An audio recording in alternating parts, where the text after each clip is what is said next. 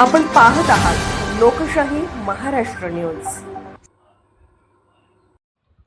अज्ञात वाहनाच्या धडकेत बिबट्या ठार झाल्याची घटना घडली आहे। प्रतिनिधी राजेश भांगे, ठाणे। कल्याण नगर हायवेवर अज्ञात वाहनाच्या धडकेत एक बिबट्या ठार झाल्याची घटना रात्री उशिरा घडली आहे।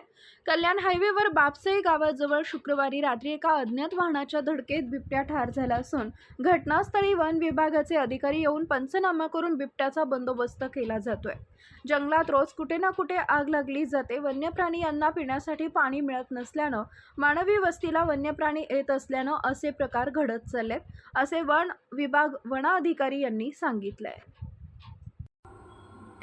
लोकशाही महाराष्ट्र न्यूज चॅनलला लाईक करा, शेअर करा आणि सबस्क्राईब करा।